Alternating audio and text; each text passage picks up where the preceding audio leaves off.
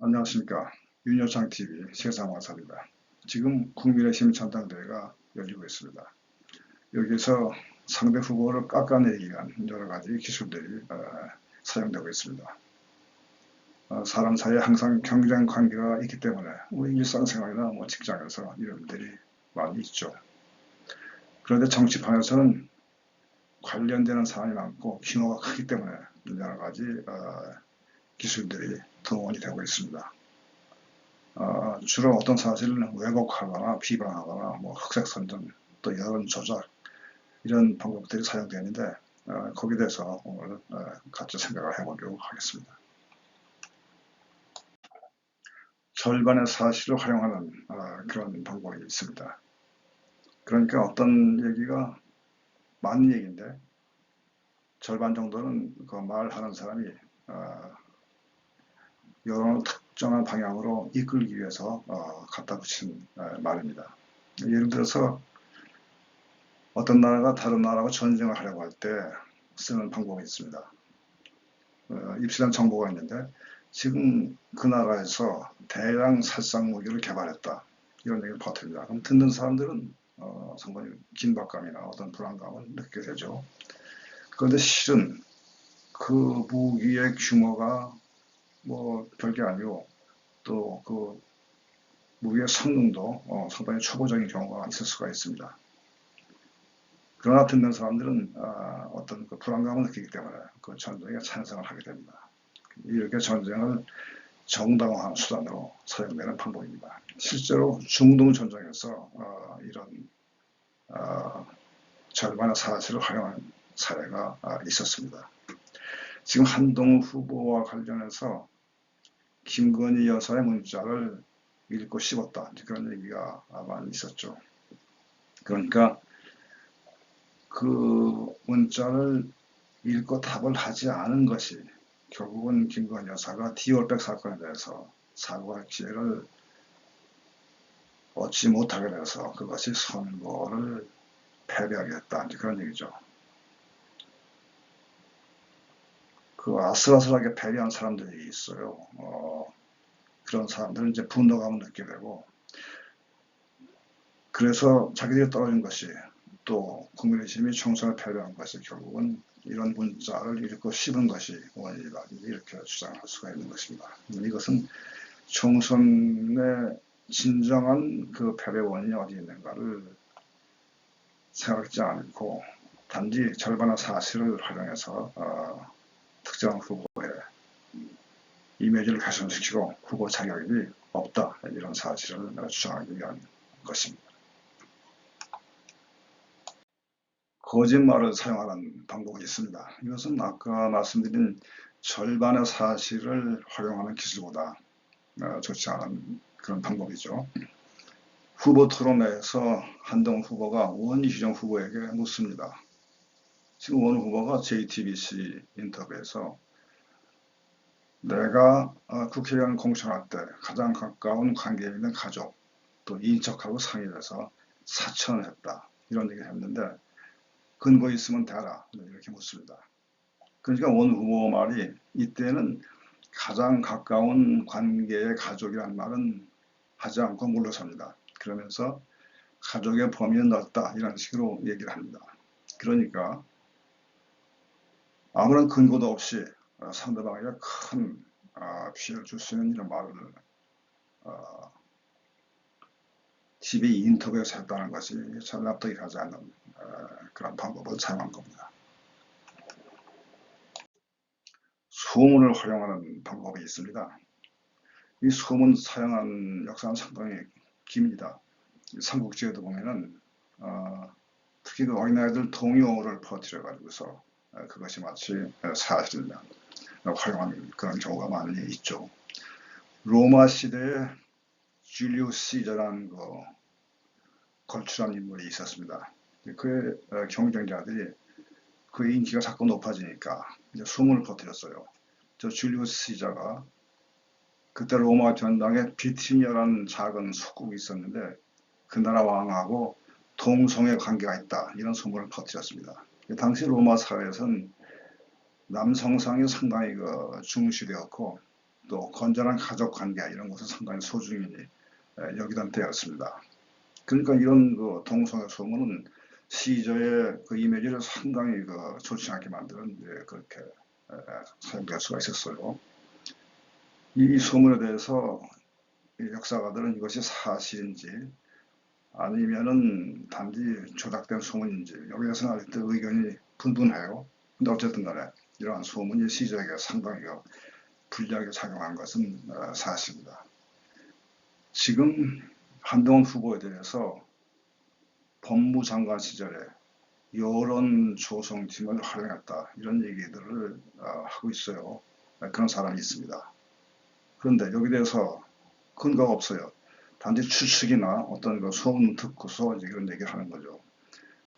그래서 한 후보는 여기 대해서 법적 대응을 하겠다고 말하고 있습니다. 이분법이라는 게 있습니다. 어떤 복잡한 사안을 단지 두 가지로 분류해 놓고 듣는 사람이 그 중에 한 개를 선택하게 하는 그러한 방법. 근데 만약에 이것이 상대방을 좋지 않은 이미지를 주기 위한 방법이라면 이건 잘못된 이분법입니다. 어떤 기업에서 만약에 이런 말을 한다면 우리 제품은 제일 품질이 좋고 값도 제일 저렴하다. 그러면은 자기들끼리 최고고 상대방 제품은 좋지 않다는 얘기가 되기 때문에 이게 잘못된 이분법입니다. 지금 우리 사회에 좌파 우파 얘기가 만연되어 있어요. 근데 이게 상당히 폭넓은 개념이죠. 좌우 사이에 중도가 있을 수가 있고 중도 우파, 중도 좌파가 있을 수가 있고 급진 좌파가 있고 급진 우파가 있습니다. 유럽식 좌파인 사회주의 이념이 있을 수가 있어요. 근데 이것은 단지 두 가지 좌파 우파로 분류해놓고 저 사람은 좌파야. 마치 그 사람이 위험한 일을 할 수 있다는 그런 인상을 심어주는 거죠. 그래서 한동훈 후보는 좌파다. 이런 것은 잘못된 이분법을 사용하는 그런 방법이 되겠습니다.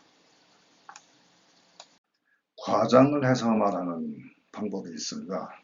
어떤 일을 부풀려서 얘기하는 거죠. 지금 하는 말들이 대통령과 한동훈 후보의 관계가 좋지 않은데 한 후보가 대표가 됐을 때 그 직무를 제대로 수행할 수 있겠는가 그런 얘기합니다. 그러면서 대통령이 한동훈 XX 그런 말 했다. 그런 말도 전해지고 있습니다. 전해지는 거죠. 그런데 설령 직접 그런 말을 했다고 해서 일시적 감정에서 할 수도 있죠. 그것이 문제가 될 성격이 아닙니다. 정치 세계에서는 영원한 적도, 영원한 친구도 없으니까요. 당 대표 출마 선언에서 한 후보가 이런 말을 했죠. 나는 당을 구하기 위해서 출마했다.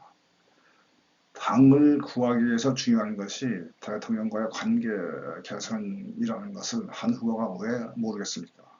다 그 나라의 보관이 있을 것입니다. 그 후보 토론회에서 한 후보가 한 말이에요. 워싱턴 선언, 중국과 북한의 확장을 억제하기 위해서 한 이것은 참 대단한 일이다. 대한민국의 장기적 번영과 번영의 틀을 만들었다고 생각한다. 윤석열 정부의 성공과 이를 통한 정권 재창출에 대통령과 같은 생각이다. 대통령과 국민의 뜻을 받들어서 국민의 힘을 이기는 정당으로 만들겠다. 이런 말을 했습니다. 지금 대통령 주위에 대통령을 위한다고 하는 사람들이 하는 행동이 결과적으로 대통령에게 큰 누를 끼치는 그런 일들이 있어요. 한국은 그런 일은 하지 않을 거예요. 그리고 앞으로 야당과의 관계에서 대통령을 위하는 그런 일에 있어서 최선을 다하려고 생각이 됩니다. 프레이밍이라는 기술이 있습니다. 여기 화면에서 보시듯이 프레임은 어떤 틀을 얘기합니다. 그러니까 이런 특정한 틀 속에 사람들의 사고방식을 가두어 놓는 그런 방향으로 정보를 제시하는 거죠. 예를 들어서 거리에서 시위하는 사람들의 모습이 있어요. 그러면 긍정적인 효과를 주게 하기 위해서는 사람들이 피켓을 두고 환경을 보호하자 평화롭게 시위하는 모습을 보여줍니다. 그러면 보는 사람들은 다 이거 좋게 생각합니다. 그런데 만약에 거리에서 그 폭동을 일으키시는 그 소란스럽게 시위하는 교통의 흐름을 방해하는 그런 시위 장면을 보여주면은 부정적인 느낌을 갖게 되죠. 이것이 프레임입니다. 지금 최상병 특검 문제를 놓고 한동훈 후보가 이걸 얘기했어요. 특검 본연의 목적을 찾기 위해서 선제적으로 우리가 이것을 제안하자.